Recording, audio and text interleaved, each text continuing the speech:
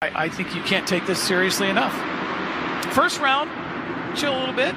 Second round, I think it's really important to get out front. And Barsha believes so. He does. He's out front. He did earlier. Talk about a guy who just needs to get a clean run here, man. Barsha at round number 3 in Houston was on the gas, and then round number 4 he gets himself up in the top 5 and goes down on that first lap, and then from there on you're just in a mess. You can't get going, and for him, it's just been such a flip. You know, the H1 round number 1, he was out front all day. He didn't have anybody in front of him. It was just a completely different feel than what he had on Saturday. And you know, I don't think he rode very well on Saturday. It wasn't his best. I think he looked a little off. I think he was maybe trying too hard.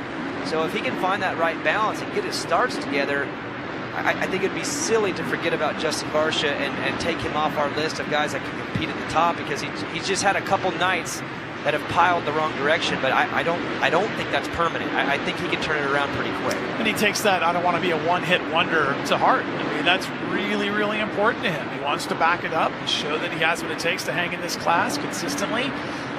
Some bad luck, but yeah, pushing kind of hard, right? Into the back of Savatgy twice.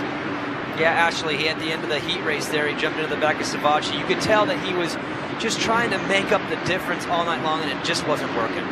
It wasn't, and for Justin Barsha, we know him as a rider that's pretty aggressive on the throttle. So you just heard Colt Nichols talk about how important it is to be smooth on the throttle in these turns. But that's one thing that this gas team has been working with him on, is kind of just rolling it on and not being quite as aggressive. So I'm curious to see if it's going to happen here tonight at the second round in Indianapolis, because Justin Barsha has been working on it really hard with his whole team.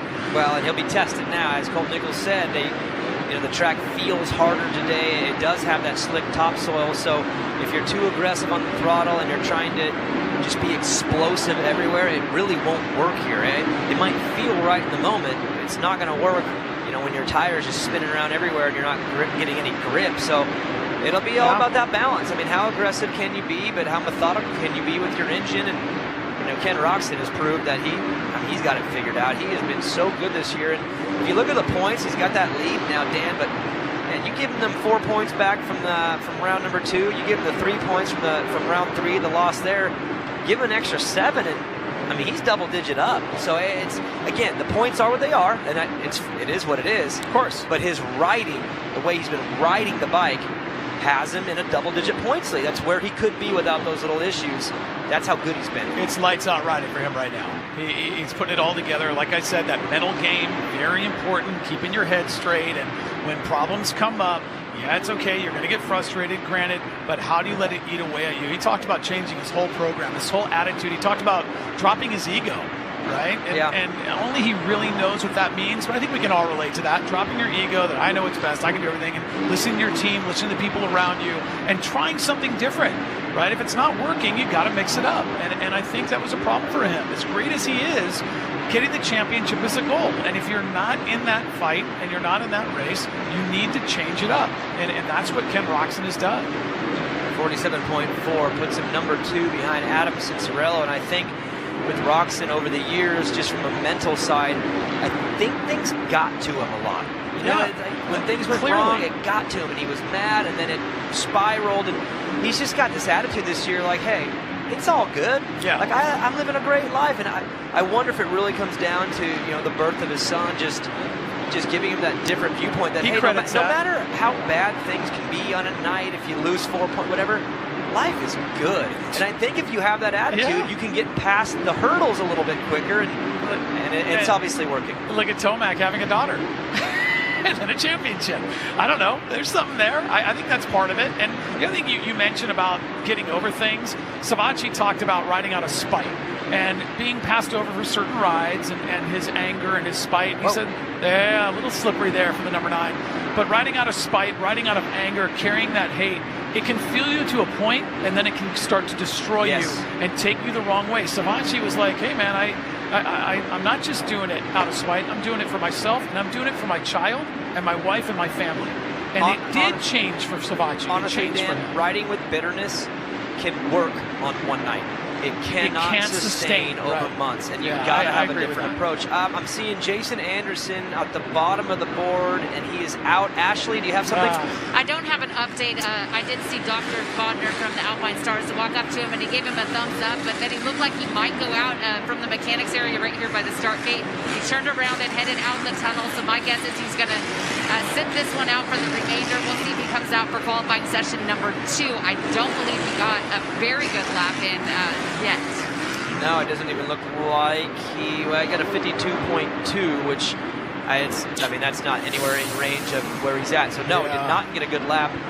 We'll have to keep an eye on Jason Anderson as the night moves on, or as the day moves on. Cooper Webb blitzing the whoops on the far left. I like it. Again, you got to have both options ready. We know he can jump the whoops. He's probably one of the best at it.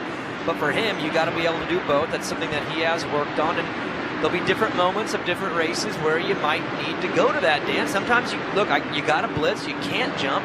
Sometimes you can get right to the jumping, and for Cooper Webb, he realized you got to have both in the toolbox, and he does now. I've heard him credit his championship to that, to having trouble in the whoops, especially in the 450 class, making that move, and the speed that comes with being on the 450 class, and then transferring that into the whoop section. And he really worked hard at the Baker's Facts. He really worked hard to get his whoops under control, jumping, blitzing, and it worked. And that's where his whole riding went to a totally different level. After he wound up really figuring out what to do, how to do it, and to do it at a high speed. 47.1 for Webb on that last lap. Yeah, Salt Lake City last year on our 7-round residency in Salt Lake is where I really saw Webb just get to that next turn the page on the whoops. Roxon did a 46.7, so he got to the top there past Cincerello. Malcolm Stewart sitting in third with a 47.0, and for Malcolm, it's been quiet but good. He's been riding very well.